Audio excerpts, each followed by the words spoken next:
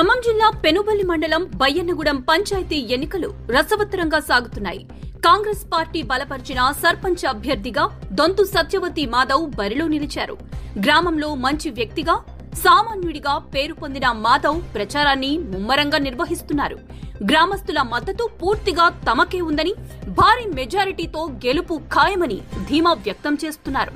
తాను సర్పంచ్ గా ఎన్నికైన వెంటనే గ్రామాన్ని అభివృద్ధి పదంలో నడుపుతానని, ముఖ్యంగా గ్రామంలో నెలకొన్న కోతుల బెడదను పరిష్కరిస్తానని, అర్హులైన వారందరికీ ప్రభుత్వ పథకాలు అందేలా కృషి చేస్తానని హామీ ఇచ్చారు. అధికారంలో లేకపోయినా గ్రామస్తుల సమస్యలపై నిరంతరం పోరాటం చేశామని తెలిపారు.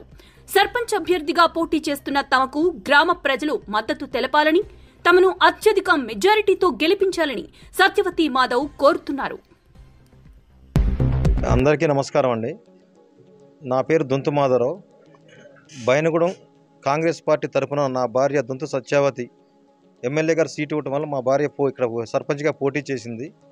ఈ గ్రామంలో ఇదివరకు మాకు అధికారం లేనప్పుడే అర్జునవాడకు టీఆర్ఎస్ గవర్నమెంట్ ఉండి 10 సంవత్సరాలు నీళ్ళు లేక అర్ధరాత్రి కూడా నీళ్ళు తెచ్చుకున్న రోజులు చూసినాం మేవాడ. కానీ ఎమ్మెల్యే గారి దగ్గరికి వెళ్ళి మేము మాట్లాడి 3 లక్షల రూపాయలు శాంక్షన్ చేసి బోర్ వేయించి ఇలా దానికి నీరుని పూర్తిగా అలా సమస్యను నిర్మూలించను. అది అర్జునవాడలో ఏ నిరుపేదనైనా ఏ మనిషిని అడిగినా చెప్తారు. కావాలంటే అక్కడికి వెళ్ళి మీరు తెలుసుకోవచ్చు. ఇదివరకు గతంలో 10 సంవత్సరాల్లో ఊరు సగానికి డ్రైనేజ్ పోశారు. కానీ మేము వచ్చిన 6 నెలల్లోపు డ్రైనేజ్ పూర్తి చేసినాం.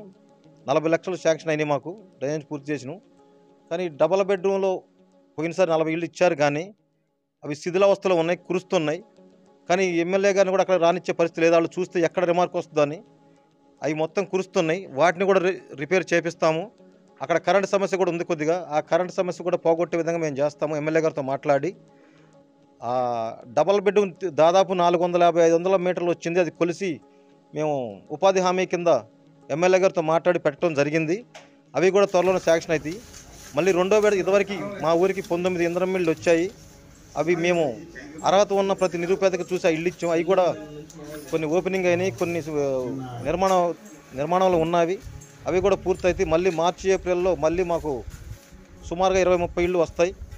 అవి కూడా మేము ఆస్తులు లేని నిరుపేదలకే ఇస్తామని హామీ ఇస్తున్నాము. మళ్ళీ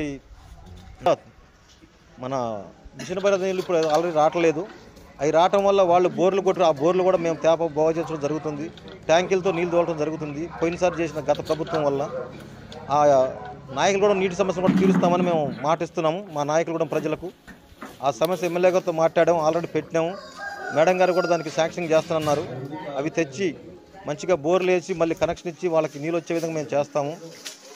మళ్ళీ మా ఊర్లో కోతుల బెడద ఎక్కువగా ఉండి పంటలు పండట్లేదు, రైతులందరూ లాస్ పోస్తున్నారు.